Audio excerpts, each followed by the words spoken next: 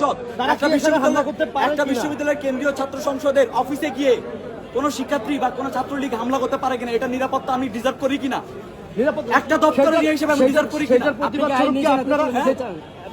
আইনের হাতে তুলে দিয়ে দেখলাম তো কি হলো, আইনের হাতে তুলে দিলাম তো, আপনাদের সামনে আইনের হাতে তুলে দিলাম। আইন কতটুকু করতে পারছে আমাদের ইনসাফ? 2 বছর ধরে ছাত্রলীগের ব্যাপারে কোনো ডিসিশন না নিয়ে আজকে এই পরিস্থিতিতে তারা নিয়ে আসলো। এটা দায় আমি কাকে দিব? আমি আইনকে দিব, আমি প্রশাসনকে দিব। যখন তারা দিতে পারতেছে না তখন তো আমাকে নিতে হবে। হ্যাঁ, ওখানে আহত মানে কি? কোথায় ওনার এখানে মানে ইয়ে দেখা যাচ্ছে, সাদা মাংস দেখা যাচ্ছে, এমন বাজে অবস্থা। অনেকে আকস্মিক ভাবে হামলা করা হয়েছে। ওরা ছিল 7 জন, আমরা ছিলাম মাত্র 3 জন।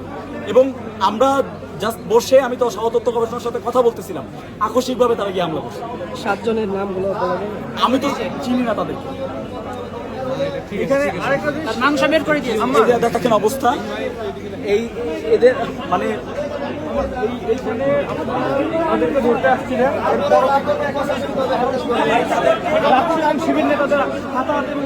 না, এটা তাদেরকে ধরতে আসা হয়েছে, তারা পালায় ভিতরে গেছে। তখন কি স্টুডেন্টরা বা আবার হল সংসদ প্রতিনিধিরা, আপনারা হল সংসদ প্রতিনিধি আর শিবির গুলায় ফেললে তো হবে না ভাই।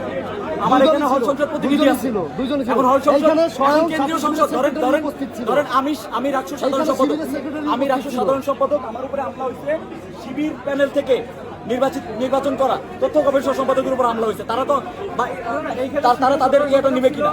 শিবিরের মিডিয়া সেক্রেটারি ওইখানে ছিল যখন এটার ডিসিশন তাদের থেকে নিতে হবে। এটা তো আমি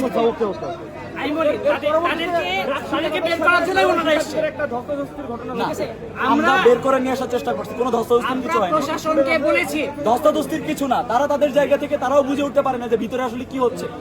ভিতরে 15 মিনিট ধরে ছাত্রলীগের 3 জন ওখানে ভিতরে ছিল, তাদের উচিত ছিল বের করে দেয়া, তারা এটা বুঝতে পারে নাই। আর এখানে উদ্দেশ্য ছিল তাদেরকে নিয়ে বাইরে বের হয়ে আসা।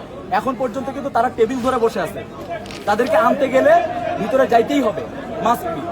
তো এই জন্য এই ব্যাপারটা হয়েছে আর কি, অনাকাঙ্ক্ষিত